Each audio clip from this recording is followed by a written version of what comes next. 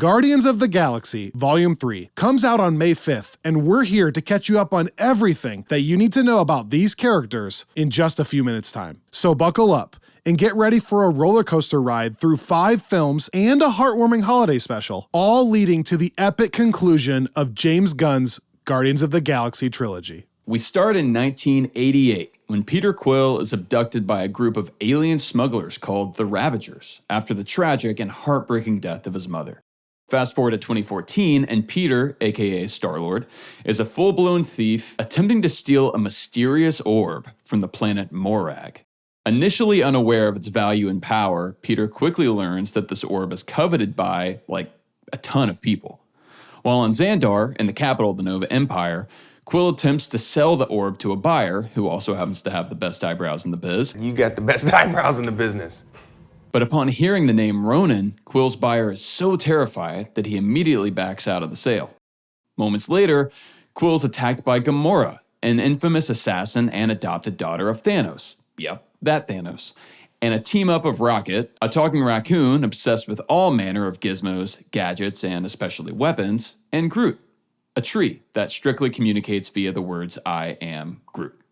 After a minor skirmish, all 4 degenerates are captured by the Nova Corps police and sent to a creepy and seemingly impenetrable prison called the Kiln. While in prison, Quill, Gamora, Rocket, and Groot meet another prisoner named Drax. Drax is big and angry and pretty violent. He would also like very much to kill Gamora. But when Peter convinces Drax that it's Ronan he needs to worry about, and that Gamora can help him get to him, he agrees to a temporary alliance. And so the 5 of them work together to escape the Kiln, board Peter's impounded ship, and escape with his tunes in tow. Drax wants to find the orb because he thinks it will lead him to Ronan. Gamora wants the orb to keep it away from Ronan. Groot and Rocket want the orb because they think they can sell it for a lot of money, and Quill is somewhere in the middle. You know, people are complicated. They all agree to sell the orb to Tanalir Tavan, aka the Collector, played by Benicio del Toro, in an effort to both make money and keep the orb safe. But unsurprisingly, the sale goes awry when they learn that the orb is containing the Power Stone. There's a little pee coming out of me right now. This is the first time we learn what the Infinity Stones are. Turns out those will be pretty important later on. This particular stone, the Power Stone, has the power to destroy planets if the user has enough strength to wield it. Many have tried, few have succeeded.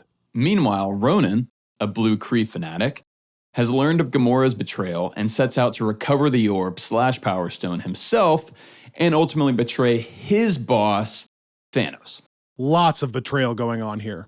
Sad. Anyway, Ronan finds Quill's group and easily defeats them. He dispatches Drax, takes the stone, and heads out to destroy Xandar because he just generally hates it. Think Kree fundamentalist? In an act of incredible bravery, Peter is left having to sacrifice himself to save Gamora.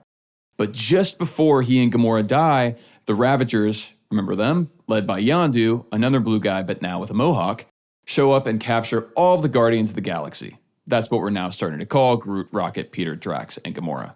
While aboard Yondu's ship, Quill convinces Yondu that this Infinity Stone cannot end up in Ronan's hands. Too many people would die.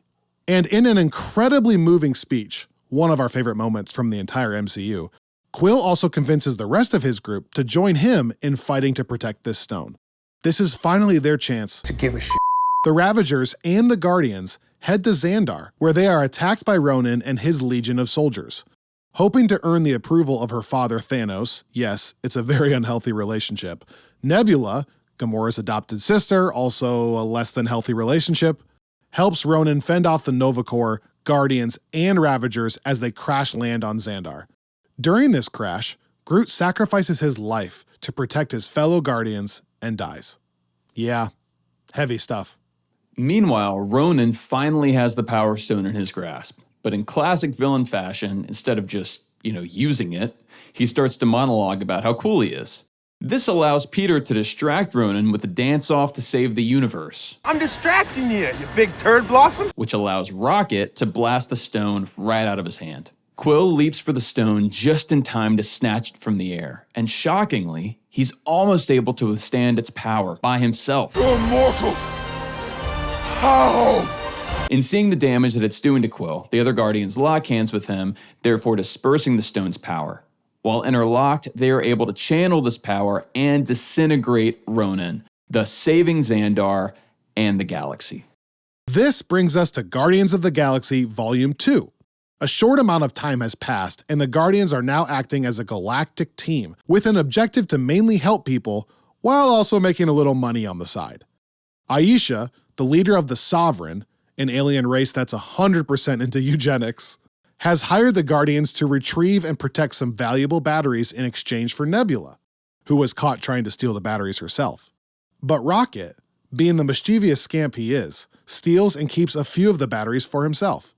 When Aisha and the rest of the Sovereign learn of this betrayal, they send an entire fleet to track down the Guardians and destroy them.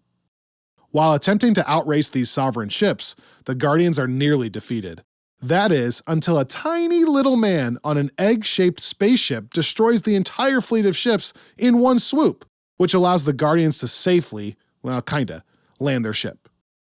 Although all of the Guardians survive the crash, the ship is in pretty bad shape. And to make matters more complicated, the little man on top of the spaceship turns out to be Peter Quill's long-lost father. I'm your dad, Peter. What? Played by Kurt Russell, his name is Ego, and he is a god. Lowercase g, we think. Who knows? Ego invites Quill, Drax, and Gamora to his home planet, while Nebula, Rocket, and a tiny new baby Groot decide to stay back and fix the ship. This is where we also meet Mantis, an associate of Ego's, and an empath who can manipulate other people's emotions. Meanwhile, Aisha, the super intense gold lady, has hired Yondu and the other Ravagers to track down Quill and the other Guardians. Yondu and his Ravager clan have been exiled from the greater Ravager community with accusations of child trafficking. Yikes. This hurts Yondu, and there's a growing mistrust from his group of Ravagers and his ability to lead them. Yondu is able to track down and capture Rocket, Nebula, and Baby Groot, but his Ravagers want to have Quill and the other Guardians killed. Yondu, having a soft spot in his heart for Quill, remember he was the one who picked him up as a child in the first place, has no intention of actually ending Peter's life.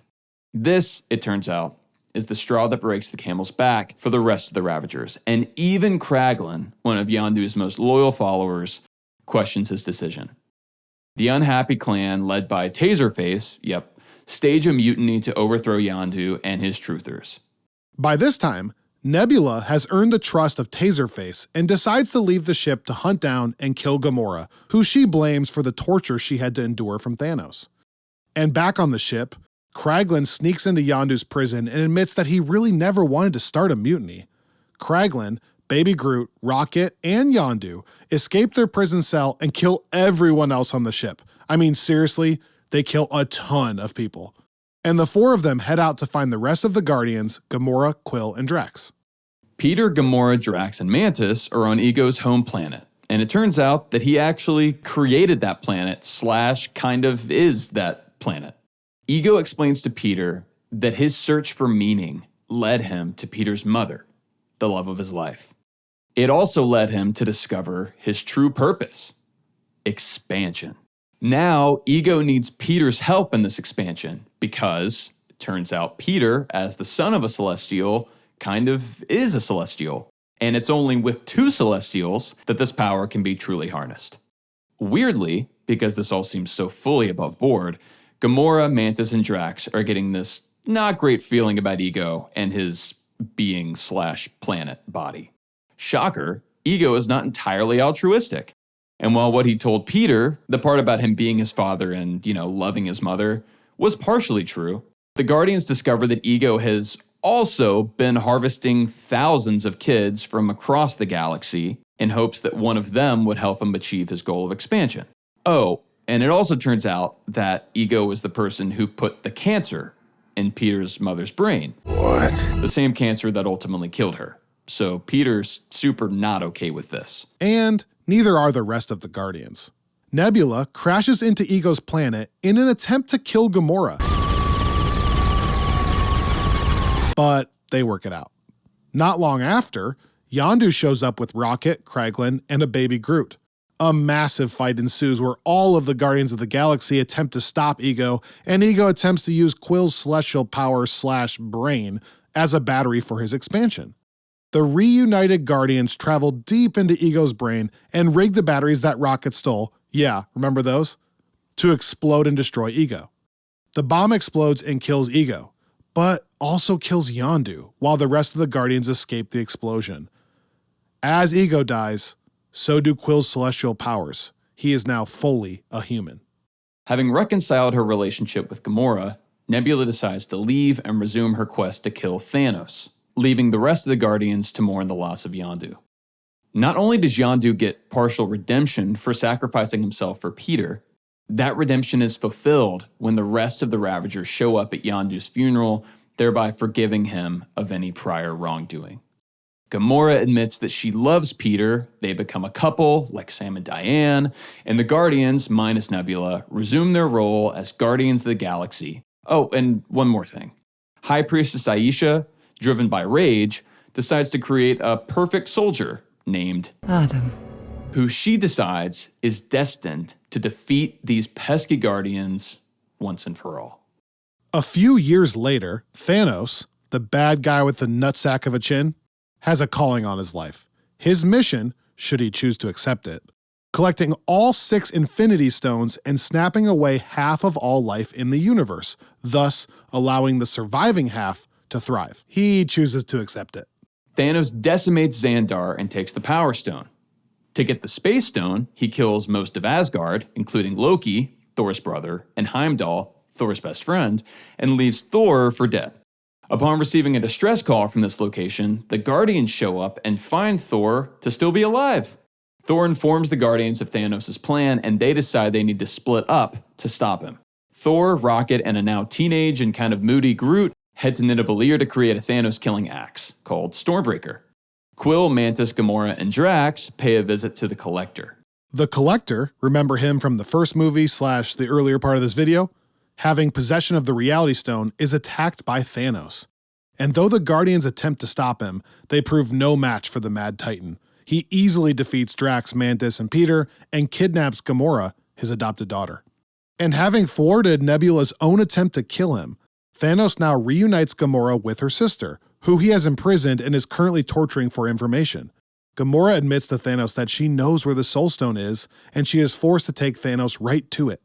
Upon arriving on Vormir, Gamora and Thanos learn that the Soul Stone is unique amongst the Infinity Stones in that it requires the Seeker to sacrifice that which they truly love. Reluctant but dutiful, Thanos sacrifices Gamora and retrieves the Soul Stone. On Nidavellir, Thor, Groot, and Rocket are able to create this super axe through the help of an old dwarf played by Peter Dinklage.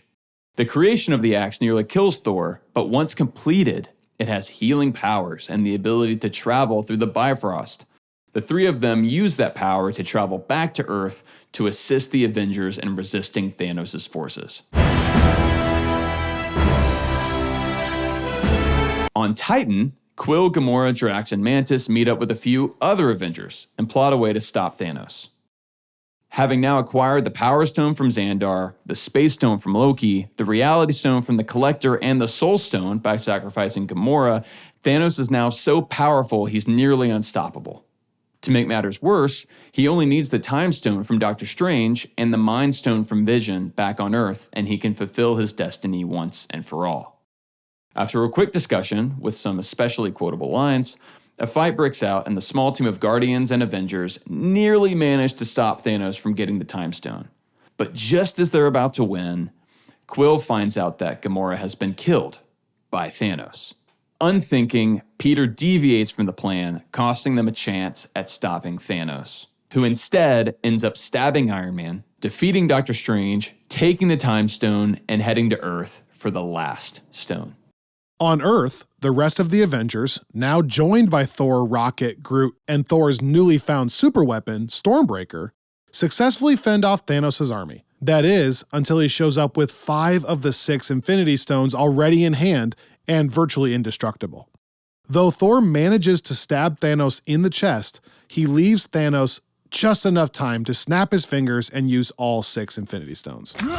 In a stunning development, Thanos proceeds to wipe out half of all life and then retires to his garden where he can look out over a grateful universe. As half of the population is randomly chosen and dusted away, we find that this includes Peter Quill, Drax, Mantis, and Groot, leaving Nebula and Rocket as the last members of the Guardians crew still standing. We know that can be a lot, so let's pause and do a quick head count. Gamora, dead, like dead. Quill, Groot, Drax, Mantis, all dusted. Nebula, alive but stranded on Titan, and Rocket, alive on Earth. In the wake of their battle with Thanos, Nebula and Tony Stark attempt to repair the Guardians' destroyed ship and get back to Earth. Unfortunately, they're only able to get a little ways into the vastness of space before the ship loses power altogether and leaves them stranded and/or left for dead. Tony Stark, starving and still injured, is now on his deathbed. But just as Tony nears the end, Captain Marvel, long story, arrives and saves the day. She flies Tony and Nebula back to Earth where they are reunited with the remaining Avengers and Guardians, aka Rocket. It is there on Earth where they are all left to mourn their losses. Thanos has won, and not only did he dust away half of their team, the remaining team is left to struggle through their new reality. For 5 years. Rocket and Nebula hang around Earth for a while to help the Avengers. They go out on missions with the rest of the team patrolling the galaxy, but nothing they do can fill the void of their previous failure against Thanos. That is, until Scott Lang, aka Ant-Man, shows up at the Avengers compound with a shocking revelation. Scott convinces the remaining team that they can use time travel to get all the stones from the past, use them, and bring everyone back. For multiple reasons, we are not going to delve fully into the 3-hour epic that is Avengers Endgame.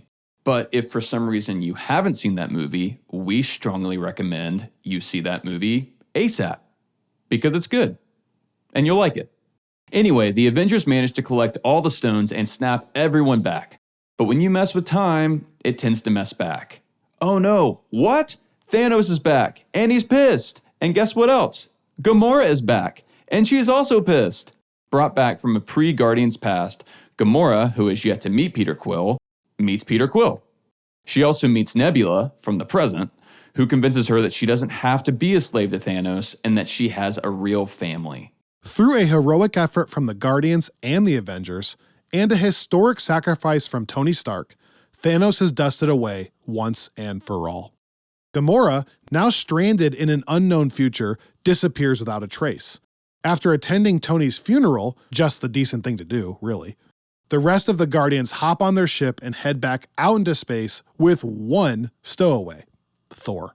Even though the universe is saved, Peter is still saddened by losing Gamora again, and he sets his heart on reuniting with her. The Guardians team up with Thor and help protect people across the galaxy. Thor is also going through his own heavy emotional stuff, and Peter helps him work through that. After one particularly ludicrous battle, the Guardians say goodbye to Thor and head to Nowhere, a planet we recognize from Guardians of the Galaxy Volume 1. Playing the hits, baby. The Guardians actually purchase this planet and set up their home base there, which doesn't not feel like a power move. They have grown close, but Peter still misses Gamora. And it turns out Mantis is Peter's half-sister because she was also a daughter of Ego. And Nebula gifts Rocket Bucky's Wakandan arm. It's all very sweet. It's also like 30 minutes, so if you're currently waiting on the Uber to take you to the theater, turn this off and pop that on. And there you have it. The Guardians all grown up. Sans one very important member who is actually sort of the opposite of grown up. And ready for one epic and well-earned finale. Hey, if you enjoyed this video, check out our show wherever podcasts are found for deep dive discussions on film and comics, interviews with creators, and much, much more, including a spoiler-filled review of this brand new film. See you there.